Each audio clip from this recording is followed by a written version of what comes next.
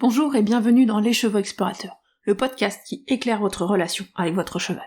Ensemble, nous allons explorer les notions d'autonomie, de lien, de mouvement et bien d'autres encore. Moi, c'est Émilie, et je vous accompagne dans vos interrogations, dans la découverte de nouveaux chemins, et surtout dans la construction de la relation dont vous rêvez avec votre cheval. C'est parti! Bonjour et bienvenue à vous dans ce nouvel épisode du podcast Les Chevaux Explorateurs. Aujourd'hui, on est sur un épisode un petit peu spécial, puisque j'avais envie de vous parler de ma philosophie avec les chevaux, de ma façon de travailler, et en particulier de mon approche qui est l'exploration de mouvement. Et du coup, je me suis dit, autant vous demander qu'est-ce que vous voulez savoir. Donc, je vous ai posé la question sur les réseaux sociaux, et aujourd'hui, je vais vous répondre aux questions. Donc, c'est un épisode interview, mais c'est vous qui m'interviewez. Donc, aujourd'hui, on va parler exploration de mouvement, on va parler autonomie du cheval. Donc, ce sont vraiment mes grandes valeurs principales et mon approche aujourd'hui. Je vous en parle particulièrement parce que je lance une nouvelle session de mon programme, Les Exploratrices du Mouvement, qui a pour but de vous transmettre toutes ces valeurs et toute cette approche qui me tient profondément à cœur, et quelque part vous permettre d'aller plus vite que moi dans la mise en place de cette approche. Et donc pour commencer, j'ai choisi la question qui dit « Quelle a été ta plus grande satisfaction avec tes chevaux après avoir mis en place cette approche ?» Alors la plus grande, c'est quand même très fort comme mot, c'est pas évident. Mais le truc qui me vient spontanément, en fait, ma plus grande satisfaction, et je crois que c'est ma plus grande fierté, c'est Jasmine. Donc Jasmine, c'est ma jument qui a aujourd'hui 27 ans, qui est retraitée de club, que j'ai rencontrée et que j'ai eu en pension quand j'étais ado, auquel elle était ado aussi d'ailleurs. Et puis je l'ai récupérée à sa retraite, donc elle avait 19 ans. Et comme malheureusement beaucoup de chevaux de club, j'étais en gros face à une jument qui était résignée, qui était triste, qui n'avait pas envie d'interagir avec l'humain. Et ma grande satisfaction, c'est qu'aujourd'hui, Jasmine, elle est heureuse d'interagir avec l'humain. Elle est super épanouie dans sa vie. Et elle est très sûre d'elle. C'est-à-dire que j'ai une jument qui sait très bien me faire comprendre ce qu'elle veut et ce qu'elle veut pas. Et clairement, c'est une satisfaction pour moi parce que c'est pas la jument qu'elle était avant. C'est une jument, qui était pas forcément très appréciée en club, qui était pas bien avec les autres chevaux, qui était pas forcément agréable avec les humains et qui avait tendance à dire merde de manière pas toujours sympathique, donc en envoyant les fesses. Et aujourd'hui, clairement, elle sait exprimer en douceur ce qu'elle a envie, ce qu'elle a pas envie. Elle va me montrer où elle veut aller, elle va réclamer des gratouilles parce que c'est quand même son activité préférée. Et donc ma grande satisfaction, c'est quand même ça, c'est cette autonomie, cette capacité qu'elle a de communiquer avec moi aujourd'hui et avec les autres personnes qui l'entourent de manière très claire. Donc ma grande satisfaction, c'est de voir ma jument heureuse et bien dans sa peau. Je trouve que c'est pas mal comme satisfaction. Et vous parler de Jasmine, ça me permet aussi de répondre à la question suivante qui est comment as-tu découvert les chevaux? Je suis quelqu'un qui a commencé à monter à cheval assez tard, j'avais 13-14 ans. Et en fait, c'est ma mère qui m'a pas laissé le choix. Elle m'a dit, bon, tu vas aller monter à cheval, tu vas aller faire cette activité-là. J'étais dans une période où c'était compliqué au collège, donc c'était pas très, très joyeux dans ma vie, et je suis tombée dedans, je suis tombée dans la marmite, et j'en suis jamais ressortie. Donc, elle m'a un peu poussée à aller monter à cheval, et puis au bout d'un trimestre, je montais 2 fois par semaine, et je voulais plus lâcher. Donc je suis tombée en fait dans l'équitation de club très classique. J'ai fait des concours de CSO, club, tout ce qui est le plus traditionnel en équitation. J'ai rencontré Jasmine, en fait, quand j'ai commencé à monter, le club ouvrait, Jasmine avait 3 ans, donc je l'ai rencontrée là-bas. Et c'est mes premières expériences en tant que gardienne d'un cheval, quasiment, c'est Jasmine. Et un petit peu avant, mais j'ai eu Jasmine en demi-pension pendant 2 ans, entre mes 16 et mes 18 ans, donc entre ses 6 et ses 8 ans. Mais on était encore toujours dans cette approche d'équitation traditionnelle. Ouais, et j'ai vraiment ces souvenirs d'un côté très contradictoire, quoi. Enfin, il y avait quand même une approche très contraignante au cheval. Enfin, j'utilisais la cravache. Je ne concevais même pas de pas monter sans cravache. D'ailleurs, la relation au cheval était vraiment beaucoup montée à cheval. Et en même temps, j'ai vécu des trucs géniaux avec cette jument. La première, peut-être la seule fois dans ma vie où j'ai sauté 1m30, c'était avec Jasmine. Et je me souviens d'à quel point elle m'a donné ça, parce que c'était un cadeau. C'est une jument qui fait 1m45. Elle l'a pas fait beaucoup non plus, je pense, dans sa vie. On l'a fait une fois en puissance. Et donc, du coup, il y avait vraiment ce côté, j'ai créé du lien et j'ai découvert le lien avec le cheval à ce moment-là. Et puis, j'ai fait comme beaucoup de gens, hein. C'est-à-dire que j'ai eu 18 ans. Je suis partie faire des études. Et donc, j'ai arrêté de monter à ce moment-là. Et c'est là où on peut passer un peu quelques années, 12 ans, je crois. Donc, je montais un petit peu de manière irrégulière dans des clubs, soit dans mon club où j'ai après monté, soit dans d'autres clubs là, selon où j'étais. Et puis, un jour, j'étais en Suisse, donc je vivais en Suisse à ce moment-là, je travaillais en Suisse, donc à 500 kilomètres de chez moi, qui suis française, on va préciser ça, qui suis champenoise, et je suis toujours dans la Marne d'ailleurs, j'y suis revenue. Et je rentre un week-end chez mes parents, et le moniteur me dit Est-ce que tu veux Jasmine? Ah, oui. Et je me suis retrouvée à dire Ok, je vais avoir ma jument, qui a 19 ans, qui prend sa retraite de club. Et je l'ai emmenée à 500 bornes de chez mes parents. On a fait 500 bornes de route. On a passé une frontière. On est sorti de l'Union européenne pour aller en Suisse. Donc, elle m'a rejoint en Suisse à ce moment-là. Et finalement, c'est là que démarre ma recherche et ma découverte d'une autre approche, d'une approche qui va être plus dans le sans-force, dans le sans, enfin, avec moins de contraintes, plus pour le cheval, de la recherche d'autonomie et de la communication avec le cheval. Elle a commencé à ce moment-là. Donc, je vais petit à petit répondre à une autre des questions ici, qui est quelles ont été les grandes étapes de ta reconversion vers le sans-force, qui est aussi liée à la question par quelle phase es-tu passé dans ta pratique avec tes chevaux avant d'en arriver où tu en es aujourd'hui. Puisque c'est vraiment au moment où Jasmine est arrivée avec moi que j'ai commencé à chercher une autre façon d'interagir avec le cheval. Parce que voilà, je me suis retrouvée avec une jument qui était quand même, qui a fait pas trop envie d'interagir, qui était bien contente d'être dans son pré avec les copains et de pas faire grand-chose d'autre avec l'humain. Et j'avais envie d'avoir une relation où elle était heureuse aussi d'interagir avec moi et elle s'intéressait au fait d'agir avec moi. Donc c'est vraiment, voilà, à ce moment-là où mes premiers questionnements sont venus. Et ma première découverte, en fait, c'est quand j'ai rencontré ma pareuse. Donc ça faisait à peu près 6 mois que j'avais Jas. Et petit à petit, on a sympathisé. Et puis, elle m'a montré comment elle travaillait avec sa jument et elle travaillait en clicker training. Et là, j'ai fait, waouh, mais c'est trop bien ce truc. Mais ta jument, elle fait des déplacements latéraux en aspiration comme ça, juste facile. Ok, là, ça m'intéresse. Donc, ça a été ma première porte d'entrée vraiment vers cette approche plus d'autonomie du cheval. Ça a été la découverte du clicker training dans la dynamique de comment je peux redonner de la joie et de l'étincelle dans l'œil de ma jument.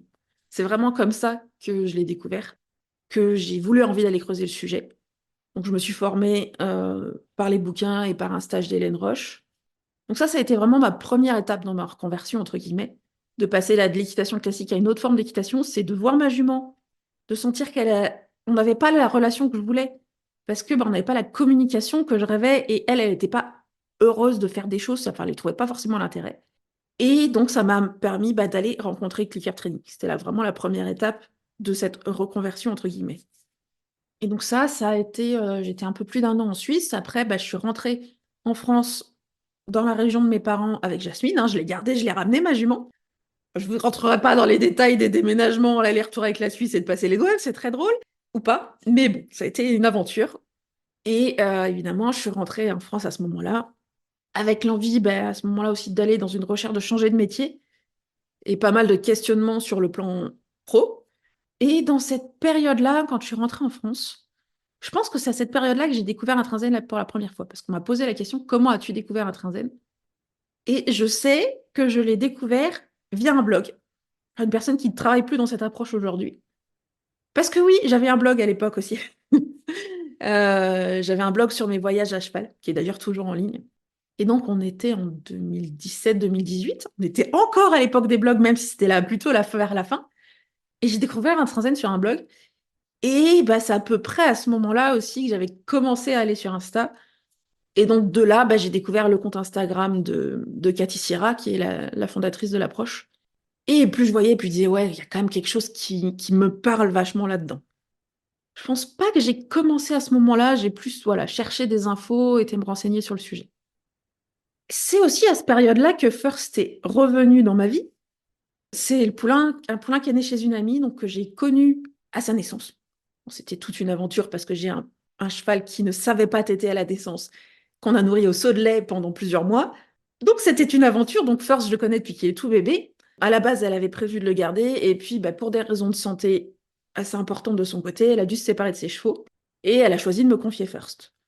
Elle me l'a confié à peu près à la période où j'ai eu Jasmine, mais il est vraiment revenu dans ma vie quand je suis rentrée en France. Donc, il avait 2 ans et demi. Voilà, un anti-Irish Cob de 2 ans et demi et une jument de 20 ans. C'est pas du tout le même style, hein. Donc là, ça a été encore une autre phase parce que un autre cheval et une autre façon de travailler. Parce que Jasmine, j'avais finalement très peu d'objectifs. On faisait encore un peu de balade à ce moment-là, monter. Beaucoup de balades pour aller brouter. Et puis c'est tout. Et à l'inverse, je me retrouve avec un poulain qui a tout à apprendre et que j'avais à éduquer. Et forcément, j'avais envie d'aller l'éduquer dans une approche qui me corresponde, dans une approche qui soit respectueuse du cheval. Et comme beaucoup, à ce moment-là, je suis passée dans la phase équitation étho. Parce que c'est ce qui était accessible. On parlait encore très peu de clicker training à ce moment-là. Donc j'ai vraiment voulu creuser le sujet de l'équitation éthologique par une plateforme en ligne qui commençait à ce moment-là. Et j'ai dû suivre un petit peu 6 mois, donc j'ai vu les bases, les grands les 7 jeux de Parélie et tout ça. Mais j'ai très peu réussi à mettre en application parce que très rapidement, je me retrouvais en décalage avec ce que je voyais. En fait, j'avais cette sensation de décalage entre ce qu'on dit que c'est bon pour le cheval, que c'est une approche, voilà, on va être dans l'écoute, dans la communication avec le cheval, et certains moments de pratique, quand je voyais les personnes monter en phase, et c'est vraiment beaucoup lié à la montée en phase, où j'avais l'impression qu'il n'y avait pas d'écoute du cheval et même que ça pouvait créer de la peur. Donc, dans ce que je voyais, dans les exemples que je voyais, vraiment, moi, je ne me retrouvais pas là-dedans. Et je me suis dit, non, mais il y a un truc qui va pas. Et du coup, j'avais pas envie d'appliquer ça avec mon cheval. Et, et je me retrouvais pas. Enfin, voilà, il y avait quelque chose qui allait pas là-dedans. Et cette notion de il faut être ferme, j'avais du mal parce que souvent, je le sentais comme quelque chose de très fort au niveau de la contrainte appliquée sur le cheval. Et donc, moi, ça me convenait pas. Donc, j'avais toujours le clicker training en tête, mais c'est vrai qu'au début, la première année, j'ai pas travaillé force au clicker parce qu'en fait, j'avais pas forcément les clés, je savais pas comment faire. Parce que, bah voilà, comment j'éduque un poulain au clicker? J'ai pas d'infos. Comment je fais? Et j'ai découvert la formation de comportementaliste. Je savais que j'avais envie d'aller vers un travail auprès des chevaux. Et voilà, je dis, ah, c'est ça que je veux faire. Donc, je me suis lancée dans une formation de comportementaliste équin qui travaillait avec du clicker. Donc, ça, c'était aussi super important pour moi parce que c'était, OK, le côté comportement, moi qui suis chercheuse de formation, comprendre les choses, ça me passionne. Et en même temps, le côté où je savais que le clicker était une approche avec laquelle j'étais en phase, puisque j'avais déjà testé avec ma jument et que ça me correspondait. Ça correspond aussi à la période où j'ai ramené First chez moi. Donc, avant, il était en pension à 3/4 d'heure de chez moi. Et à peu près à ce moment-là, quand j'ai commencé ma formation, First, je l'ai ramené à 300 mètres de chez mes parents. Et j'étais à 10 minutes, parce que moi, je vivais en ville à ce moment-là. Donc, vraiment, j'ai pu ramener First tout près de chez moi et aller le voir plus souvent et l'avoir en charge vraiment au quotidien. Alors, Jasmine n'était pas encore avec, enfin, dans le même coin à ce moment-là, elle est toujours pas avec dans le même pré, puisque First est toujours entier. Donc, ma jument n'est pas dans le même pré que mon entier, surtout ma jument de 27 ans. Mais voilà, aujourd'hui, elle est à côté avec un autre copain et First est aussi avec Félix. Bon, on y reviendra. Et donc, en fait, ça a vraiment été ma phase d'expérimentation de je vais aller à fond dans le clicker training. Pendant les 9 mois de formation, ça a été ma période clicker training où j'ai pu tester les choses avec First. Et c'est aussi la période où j'ai beaucoup chialé avec First. Parce que First, je vous l'ai dit, c'est un cheval qui ne savait pas téter à la naissance. Et je pense que du coup, c'est un cheval qui a un vécu de restriction alimentaire, de peur de manquer de nourriture, mais qui l'a, du coup, depuis sa naissance. Parce qu'on avait beau le nourrir au seau toutes les 4 heures, il aurait eu sa mère, il aurait bu tout le temps quand il avait soif. Donc malheureusement, je pense qu'il a eu cette expérience très jeune de manquer de nourriture. Pas de notre faute, mais bon, voilà, on a fait de notre mieux et voilà. Mais c'est dans son expérience passée. Quand il était en pension, je pense qu'il y a eu des moments où il a eu faim. Pareil, il avait du foin la nuit, mais qui lui tenait pas forcément toute la nuit. Donc je pense qu'il a revécu cette expérience qu'il avait faim. Donc quand je l'ai ramené à la maison, on est déjà passé au foin à volonté. Mais je pense qu'il y a eu beaucoup, beaucoup de temps chez lui pour intégrer qu'il n'allait pas manquer de nourriture. Quand je dis beaucoup de temps, c'est qu'il va avoir 9 ans. Ça fait 1 ou 2 ans que je suis à l'aise. Donc ça a mis peut-être 3 à 4 ans pour que vraiment le fond du travail soit suffisamment posé avec lui. Et donc voilà, j'ai testé le clicker avec lui et je me suis vraiment posé la question, est-ce que je continue ou est-ce que je retourne dans des approches équitation étho? Parce que là, ça va pas. Là, il me mord, là, il frustre monstre. Qu'est-ce que je fais? Et j'arrivais pas à avoir la réponse dans ma formation. Je sais que j'ai posé les questions et les solutions qu'on m'a proposées n'étaient pas suffisantes. Parce que c'était un cheval, c'était quand même assez extrême dans son cas. Et j'ai eu l'occasion, à ce moment-là, d'échanger avec Cathy Sierra, qui m'a proposé une paire de solutions, une paire d'idées, et je me suis dit, ah ouais, ça, toujours lié au clicker, hein. Mais du coup, déjà, c'était un truc où, ouais, elle m'a apporté des solutions de 2, 3 astuces qui m'ont aidé à avancer sur ces difficultés que j'avais avec First. Donc ça a joué encore dans mon intérêt, je pense, sur Intrinsen. Et donc là, je suis arrivée à une période où j'étais 100% ou quasi 100% renforcement positif classique. Voilà, c'était ma deuxième étape, c'est de passer. Il y a eu la découverte du clicker et après, il y a eu le fait de passer à vraiment une approche 100% R+. Et j'étais toujours dans cette recherche, dans cette envie d'avoir plus d'autonomie pour les chevaux. C'est aussi à la fin de ma formation que Félix est arrivé chez moi, puisque First avait besoin d'un copain parce que celui qu'il avait partait. Et je voulais un poney, donc j'ai pris un poney. J'ai pris un poney sauvage, je me suis dit, c'est bon, je suis comportementaliste, je viens de finir ma formation, je vais gérer le truc. Mhm. Non. J'ai eu un bon poney sauvage qui m'a posé plein de questions aussi. Et c'est vrai qu'avec Félix, j'ai fait ce choix de l'écouter et de respecter son rythme.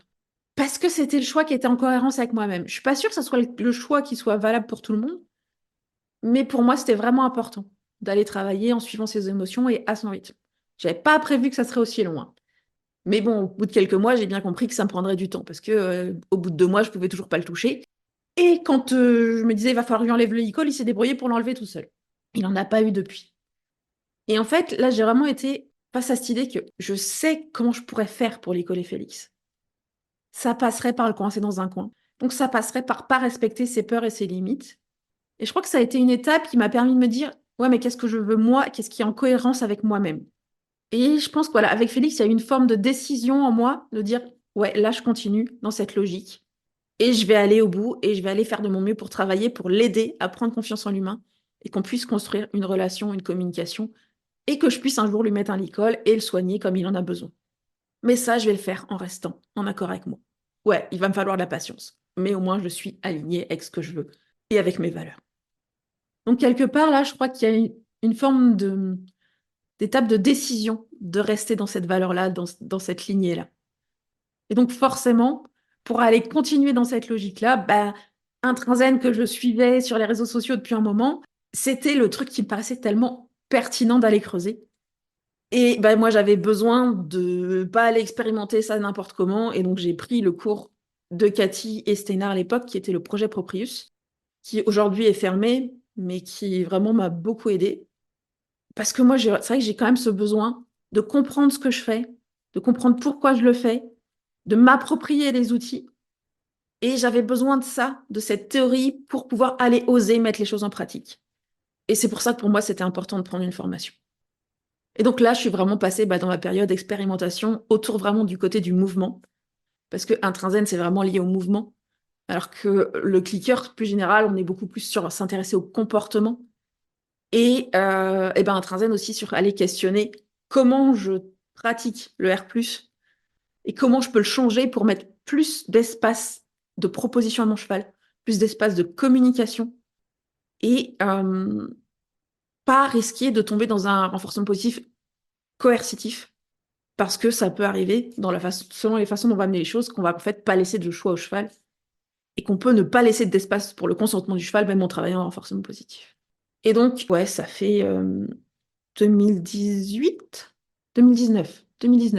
Donc ça va faire 5 ans cette année que j'ai suivi ce cours-là et que je suis vraiment passée dans cette approche exploration du mouvement à fond, où j'ai commencé à aller tester comment on pouvait mettre les choses avec mes chevaux, donc avec les trois, avec des choses différentes. Et c'est vraiment intéressant parce qu'en fait, on va vraiment explorer des choses différentes avec les différents chevaux. Et j'ai cette question d'ailleurs aussi, c'est quelles sont tes différentes explorations avec chacun de tes chevaux? Et ils sont vraiment tous uniques et du coup, on ne fait pas du tout les mêmes choses. Alors le premier, ça a été First, c'était mon cheval qui était en apprentissage avec un objectif de le débourrer un jour, qui est toujours un objectif de le débourrer un jour, hein, parce que finalement, on s'éclate tellement à pied qu'aujourd'hui, je travaille à pied quand j'ai le temps, quand j'ai envie et que lui, ça lui convient, mais on s'amuse. Et avec lui, vraiment, ça a été le questionnement. Alors, dans un premier temps, j'ai appris à aller chercher du mouvement, à mettre de l'énergie en mouvement. C'était assez facile pour First. Mais en fait, ça a été vraiment cette question de comment je gère sa frustration, comment je gère ses émotions, comment je me mets en sécurité avec un cheval qui, parfois, peut être très, très, très intense, qui peut devenir collant, voire bousculé, qui pouvait venir se cabrer très proche de moi, qui m'a chopé beaucoup plus d'une fois, en travail exploration du mouvement, comme en travail, enfin, comme en dehors, hein. C'était vraiment quelque chose de très intense chez lui. C'est ce que je disais avant, c'est probablement lié à une frustration alimentaire et un manque de nourriture. Et donc, du coup, ça peut me permettre de répondre à une des questions qui est comment poser des limites et mettre le cheval à distance pour la sécurité. C'est vraiment typiquement First qui m'a appris ça. J'ai énormément, énormément travaillé en contact protégé avec First. Dès qu'on parlait mouvement, c'est contact protégé. Mais même être dans le pré avec lui, ça a nécessité du travail. En fait, First, j'ai dû lui apprendre qu'il pouvait marcher à côté de moi sans me coller, sans me bousculer, sans s'énerver. Et on n'a pas fini ce chemin-là encore, hein. Mais vraiment, c'est l'idée que je dois lui apprendre comment se comporter, quels sont les comportements qui sont les bons. Et First, je lui ai appris à déplacer les épaules, donc de pousser ses épaules, en fait, quand on travaille ensemble. J'avais besoin de lui apprendre à s'éloigner, donc le côté céder à la pression sur l'épaule. Je lui ai appris en mélangeant un peu renforcement positif, renforcement négatif, lui, à ce moment-là. Mais vraiment, ça a été un truc super important, lui apprendre qu'il pouvait s'éloigner de moi, en fait. Et qu'il pouvait s'éloigner de moi et obtenir la récompense. Et c'est vraiment pour moi une des clés quand on veut assurer la sécurité, quand on veut mettre de la distance avec le cheval, particulièrement avec des chevaux qui ont tendance à être un peu envahissants, c'est de lui apprendre que tu n'auras la récompense que si tu es assez éloigné de moi et si tu es collé à moi, tu n'auras jamais de renforcement. Parce qu'ils viennent chercher ça, ils viennent chercher l'interaction, le renforcement, qui peut être la récompense ou la gratouille selon les chevaux ou le fait d'être lié à son humain. Donc, plus que poser des limites, j'ai vraiment essayé de l'accompagner pour lui apprendre à qu'est-ce qu'il peut faire, qu'est-ce qui est bien. Donc, avec ce gros travail, je disais, en contact protégé, je vais plus lui apprendre que je peux être loin de toi, mais on peut quand même jouer ensemble. Et lui apprendre à s'éloigner, à céder à l'action de la main sur l'épaule. Et de s'éloigner, d'aller prendre son cercle, et que c'est quand tu es éloigné que tu vas avoir ton clic et ta récompense. Et petit à petit, voilà, il a appris vraiment à s'éloigner. Et c'est pour ça qu'on on a des jolis petits cercles avec First. Il tourne vraiment très bien. Aussi parce que j'ai un pré qui est assez petit. Donc j'ai des espaces de travail. Enfin, je travaille dans le pré, donc j'ai des espaces très petits. Donc en fait, il est très vite obligé de tourner parce qu'il ne peut plus aller tout droit. Il y a une clôture. Et donc, du coup, c'est vraiment ce côté-là. Quand on veut mettre de la sécurité, c'est d'apprendre au cheval les comportements qui nous mettent en sécurité, d'aller renforcer tout ce qui va nous mettre en sécurité et d'aller ne jamais ou aussi peu que possible renforcer les comportements qui sont plus ou moins dangereux. Donc un cheval qui a tendance à être envahissant, on va faire notre mieux pour jamais renforcer le fait d'être proche de nous et on va lui apprendre qu'il est renforcé, qu'il est encouragé quand il s'éloigne, quand il prend de la distance. Et bien évidemment, quand on va aller sur de l'exploration de mouvement et qu'on va aller sur des mouvements un peu plus explosifs, même si ton cheval il a un mouvement magnifique, tu ne cliques pas s'il est trop près de toi. C'est pas quelque chose qu'on va encourager, donc on ne va pas le renforcer. Et puis, voilà, vraiment toujours tout ce qui va être encouragé, des mouvements intenses, des mouvements badass, des mouvements forts, c'est au début en contact protégé pour voir comment on fonctionne ensemble. Et je sais que par exemple pour un cheval comme First, finalement ce qui est difficile, c'est sa gestion de ses émotions, c'est sa relaxation. Et j'ai eu un grand, grand questionnement sur la relaxation et sur lequel je suis encore en train de travailler, notamment lié à First, sur le fait que ce qui est difficile pour First, ça va être de me tenir dans la durée sur une allure en étant calme. Et notamment de marcher avec moi tranquillement en étant détendu. Et en fait, comment je fais pour travailler ça? Je renforce. Donc on le fait. Et je sais que je lui demande de faire l'effort, d'aller chercher du calme, et je peux cliquer et récompenser ça. Et d'ailleurs, c'est mon exploration du moment aujourd'hui avec First. Je sais qu'il est capable de bouger. Alors, j'ai 2 années qui sont passées où j'ai peu travaillé mes chevaux pour plein de raisons perso. Donc là, ça mériterait qu'on reprenne un petit peu de mouvement parce que je pense qu'ils ont tous besoin un peu plus de mouvement. En plus, on est en sortie d'hiver, de phase de boue. Voilà, hein, on connaît tous la boue et l'hiver. Donc je pense que je vais reprendre un petit peu du travail vraiment sur du mouvement, des allures plus importantes. Mais ce que j'ai envie d'explorer avec First aujourd'hui, c'est ce côté relaxation, marcher au pas ensemble. Là, on travaille en ce moment le fait de marcher avec la tête au sol, donc sur des extensions d'encolure au pas, près de moi. Et c'est difficile pour First. Et c'est pour ça que je vais aller l'explorer. C'est parce que je sais que c'est quelque chose qui lui demande plus d'efforts que de me faire un joli trot à côté de moi. Parce que ça, il a l'habitude. Ça, c'est un mouvement qui est dans l'énergie, qui est dans son rythme. Et donc, il n'a pas trop besoin de gérer son calme. Donc ça, c'est ce qu'on explore en ce moment avec First. Avec Félix, notre exploration a été vraiment sur le côté lui faire gagner confiance en son corps pour qu'il ait plus confiance en présence de l'humain et pour diminuer ses peurs. Il est arrivé à la maison, il avait passé, je pense, 6 mois en box tabu, enfin, petit espace. Au début, je me suis dit, oh la vache, il bouge pas bien ce poney. J'avais l'impression qu'il était pas bien dans son corps, il était tout étriqué et tout. Si vous avez déjà vu des vidéos de Félix aujourd'hui, c'est plus la même chose, mais vraiment au début, j'étais là, ouh, qu'est-ce que c'est que ça? Et donc au début, bah, ça a juste été exploré. Est-ce qu'on peut jouer ensemble? T'as vu, c'est sympa l'humain. Alors, j'ai passé des mois et des mois à lui donner des récompenses qu'il prenait dans la main pour prendre la confiance parce que voilà, il se laissait toujours pas toucher. Mais il y a vraiment eu ce côté, bah, apprendre à me courir après, c'est drôle. On a fait beaucoup, bah, on court ensemble parce que bah, la cible, ça faisait peur. Donc, j'avais pas trop d'options. Donc voilà, avec Félix, au début, généralement, bah, on a couru ensemble. Et du coup, bah, ça l'a remis en mouvement et ça m'a fait un poney qui a regagné confiance en son corps. On a vraiment, j'ai travaillé petit à petit les demi-tours sur les hanches. Donc moi, je faisais des demi-tours soudains et lui, il me suivait, que j'ai beaucoup cliqué parce que du coup, bah, ça fait gagner en agilité et tout ça. Et cette exploration-là nous a amené au cabré. Et c'est vraiment sur cette formulation-là, c'est-à-dire que j'ai pas du tout cherché dans ma tête, je vais lui apprendre à se cabrer. C'est juste que il gérait super les demi-tours et petit à petit, bah, il les a montés de plus en plus vers le haut parce qu'il a gagné en capacité physique, il a gagné en confiance. Et c'est comme ça qu'on a construit un cabré chez Félix où il est vraiment au contrôle de ce cabré. Et ça arrêté arrivé à un point où il cabrait un peu tout le temps, un peu trop pour moi. Donc il y a un moment, j'ai arrêté de le renforcer parce que justement, c'était un peu trop. Et je l'ai même vu des fois quand il n'était pas tout à fait à l'aise. Et ben, il me montrait ce mouvement-là, il sortait son mouvement parce que celui-là, je me sens fort quand je le montre, quand je me cabre.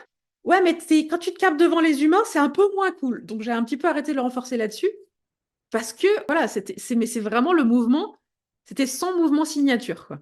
On sentait vraiment qu'il l'a intégré et qu'il se l'est approprié. Et donc, qu'il sait l'utiliser pour lui quand il en a besoin.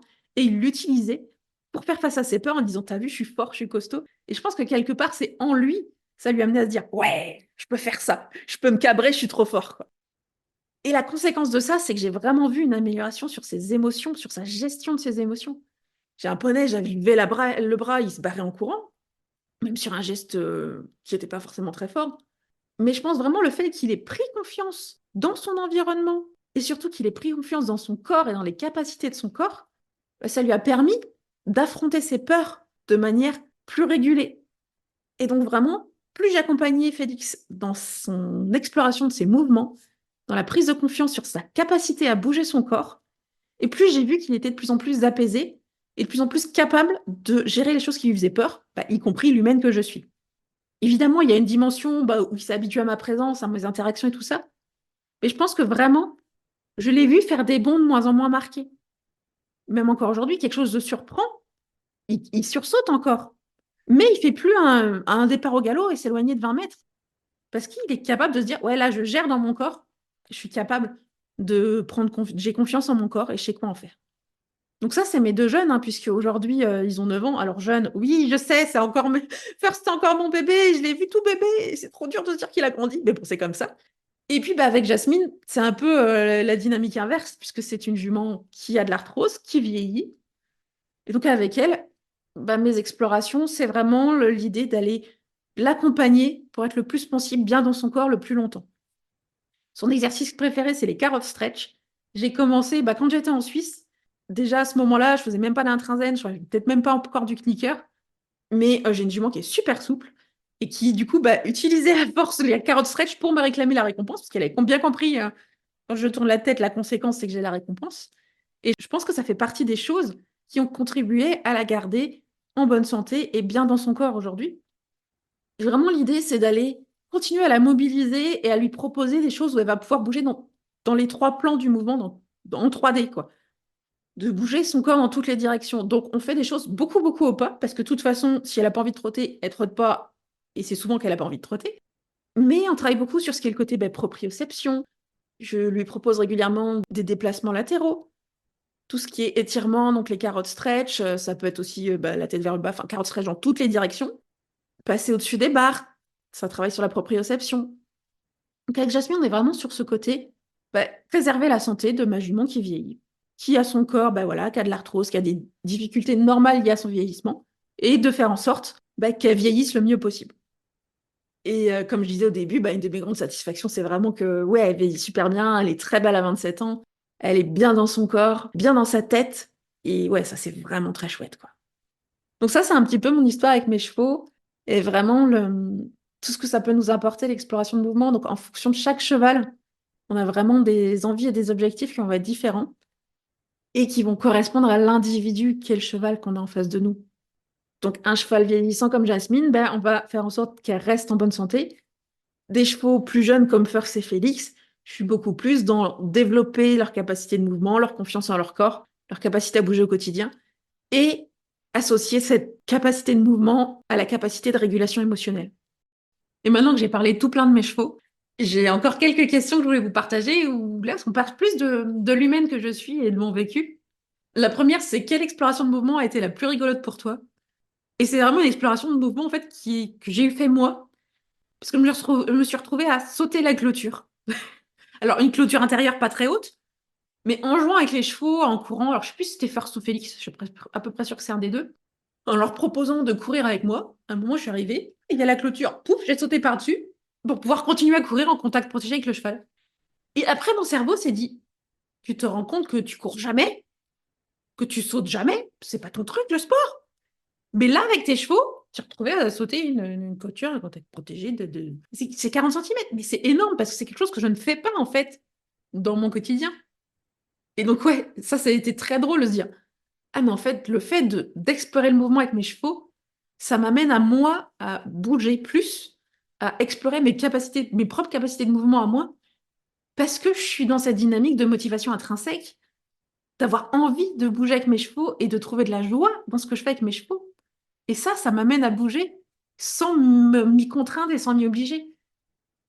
Et en plus, c'est aussi, j'aime bien cet exemple parce que ça montre vraiment ce que je recherche avec les chevaux, c'est ça. C'est qu'ils se sentent capables de relever des challenges juste parce qu'ils sont tellement dans leur truc que c'est tellement fun qu'on y va. Si tu m'avais demandé de le faire directement, vas-y, cours et saute la clôture là, jamais. Mais par contre, bah, dans le truc, dans l'élan, ouais, j'y suis allée et j'ai adoré. Et c'est comme ça que je conçois l'exploration de mouvement et que j'ai envie de transmettre à mes chevaux. C'est ça que j'ai envie de leur proposer de faire. C'est de trouver les capacités de se dépasser parce qu'ils apprécient ce qu'ils sont en train de faire. Et je sais que c'est possible parce que je l'ai vécu moi-même. Et ça m'arrive encore maintenant assez régulièrement de me retrouver à courir et à sauter des contacts protégés qui sont jamais très hauts, hein. Je saute pas 1 mètre de haut, mais quand même, je me retrouve à faire des choses, moi dans le mouvement, que je m'imaginerais pas faire autrement. Donc ça, c'est vraiment très chouette. Par contre, à l'inverse, on m'a posé une autre question, qui est un peu la dimension opposée, qui c'est, as-tu déjà rencontré un cheval qui n'avait aucune motivation à bouger? Et je trouve que cette question est intéressante parce que on voit toujours la motivation, il y a bouger, mais bouger pour quoi faire? J'ai jamais rencontré de cheval qui ne bougeait plus du tout. Jamais. J'ai pas rencontré de cheval qui soit dans son pré et qui ne veuille pas aller marcher, bouger pour aller brouter. Ça arrive quand les chevaux ils se sont blessés ou qui. Voilà, si, ça m'est arrivé que bah, quand Jasmine a fait un abcès, elle voulait plus trop bouger. Ouais, de manière ponctuelle. Mais là, c'est un problème physique. Je pense que ça peut peut-être arriver, mais c'est quelque chose que moi, je n'ai pas rencontré, un cheval qui n'a plus du tout envie de bouger. Par contre, ce que j'ai rencontré, c'est des chevaux qui n'ont plus envie de bouger avec l'humain. C'est des chevaux qui n'ont plus envie d'aller travailler avec l'humain, qui n'ont plus envie de faire ce qu'on leur demande de faire pour bouger. Ça, il y en a plein. Ça commence par Jasmine, qui était dans Résignation acquise quand je l'ai eue. Et bah, c'est aussi quelque chose d'assez fréquent sur des chevaux, soit bah, des chevaux qui sortent de club, ou soit des chevaux qui ont été poussés très loin sur l'équitation étau. Et là, pour ça, j'ai l'exemple de la jument d'une élève, en fait, qui est assez marquant. C'est une jument qui était extrêmement bien éduquée en équitation éthologique. Donc, elle pouvait galoper en cordelette. Et bah, sa propriétaire a eu envie d'aller chercher encore autre chose dans son approche et elle sentait qu'il lui manquait cette communication, cette relation. Elle a fait le choix d'aller sur le R+, et après, elle a rejoint mon programme. Et elle a dit un jour, bah, je vais écouter ma jument, je vais écouter ses noms. Et là, bah, ce qui s'est passé, c'est que la jument lui a dit non. Mais elle lui a dit non à tout. Elle ne voulait plus sortir du pré, et elle ne voulait plus rien faire avec son humaine dans le pré. Donc là, je pense que c'est ouais, lequel le plus extrême que j'ai rencontré, c'est cette jument-là. Et en même temps, bah, sa propriétaire, elle a fait un choix et elle était bah, alignée dans son choix et dans ses valeurs. Elle a dit, OK, j'y vais, je fais tout ce que je peux pour que ma jument retrouve de la motivation à bouger, de la motivation à être avec moi. Elle a pris beaucoup, beaucoup de temps. Elle a commencé sur des trucs tout bêtes. Déjà, elle a commencé par faire en sorte que sa jument retrouve le plaisir des gratouilles, parce qu'elle n'avait même pas ça. Et progressivement, en fait, bah, elle a amené sa jument à se réveiller, à se révéler et à retrouver bah, vraiment quelles étaient ses propres motivations à elle. Parce que c'était une jument qui avait de la motivation, mais la motivation qui était extrinsèque, qui avait été éduquée sur de la motivation confort-inconfort. Et du coup, bah, ce qui la faisait bouger, c'était tous les facteurs extérieurs.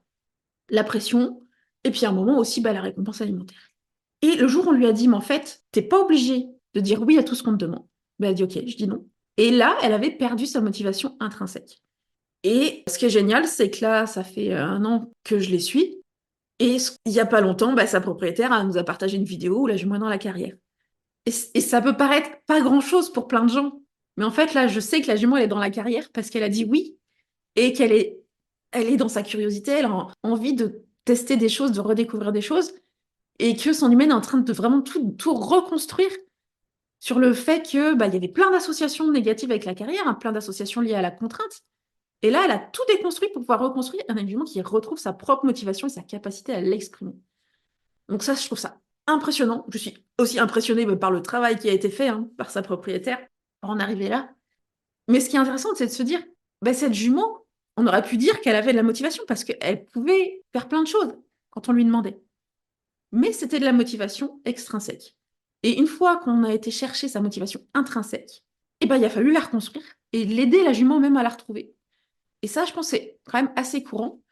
C'est qu'il y a des chevaux qui, dont la motivation à bouger, c'est lié à leur éducation, c'est lié à la motivation à bouger, c'est éviter la pression. Et donc on a l'impression qu'ils sont motivés, qu'ils y vont. Concrètement, c'est une forme de motivation. Mais c'est pas forcément la forme de motivation qu'on recherche quand on dit j'ai envie que mon cheval il fasse les choses pour moi ou j'ai envie qu'il fasse les choses pour qu'il y prenne du plaisir. Et donc ça, c'est vraiment ce côté intéressant, c'est se questionner sur la motivation à bouger. Ouais, mais quelle est la motivation? Et donc, ouais, il y a des chevaux qui n'ont plus de motivation intrinsèque ou quasiment plus de motivation intrinsèque pour bouger et interagir avec l'humain. Souvent parce qu'ils ont vécu quelque chose de plutôt fortement coercitif avant.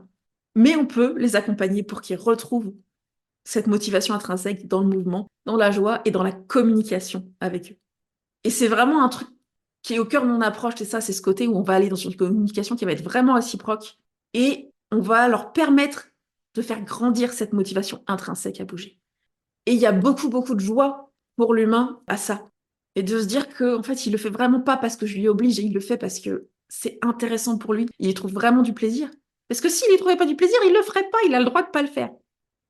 Et c'est bien, j'ai commencé à répondre à la question d'après, qui est la dernière question, mais qui est finalement très précieuse aussi. C'est qu'est-ce qu'Intrinsène t'apporte à toi en tant qu'humain? Et c'est ce que je viens de dire, c'est que ça m'apporte beaucoup de joie, parce que c'est la joie de voir mes chevaux heureux, de voir mes chevaux qui ont envie d'être avec moi, d'envie de faire des choses, et voilà, qui s'investissent dans ce qu'on fait. La joie quand ils proposent, quand ils ont des idées loufoques que j'avais pas attendues. Donc c'est pas moi qui suis toujours le leader et le guide dans ce qu'on fait ensemble, mais c'est vraiment ça, on fait ensemble. Et il y a vraiment, au-delà de la joie, il y a aussi de la légèreté. La légèreté d'être en accord avec mes valeurs, la légèreté de me dire, ouais, ils le font parce qu'ils ont envie, et parce qu'ils y trouvent du plaisir. Je me mets pas la pression de me dire, mais ouais, est-ce qu'il a envie ou pas? Je le sais, parce qu'ils savent me le communiquer. Et voilà, et ça lâche un stress, quoi. Ça lâche une charge de je dois faire bouger mon cheval, je dois le faire bouger comme ci, comme ça, de manière très précise.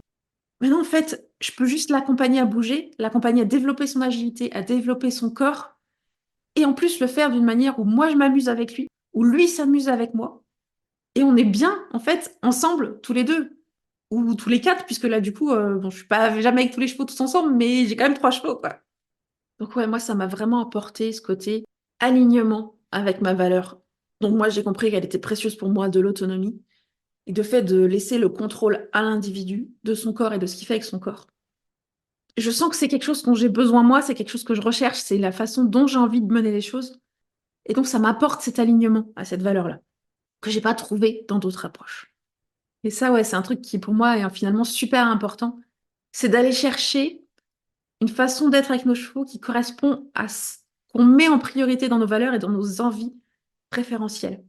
L'exploration du mouvement, elle répond vraiment à cette approche où on veut de l'autonomie chez le cheval, on veut un cheval qui soit bien dans son corps et bien dans sa tête, sans pour autant avoir envie de travailler monter ou de travailler sur du dressage, qui sont différentes façons de faire les choses.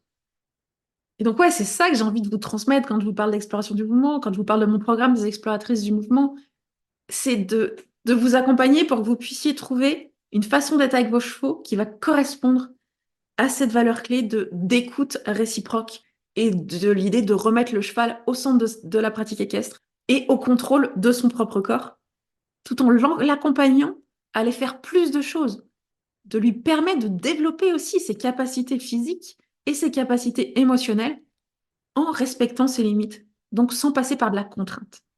Et d'ailleurs, c'est souvent les retours que j'ai quand on échange avec mes élèves, c'est que finalement, ce que ça apporte, c'est vraiment une autre façon d'amener la relation avec le cheval. C'est une autre façon d'être en lien et où on le sent différent et on sent vraiment son envie de participer et d'être avec nous. Et c'est profondément ça, en fait, que j'ai envie de te permettre d'atteindre avec le programme des exploratrices du mouvement.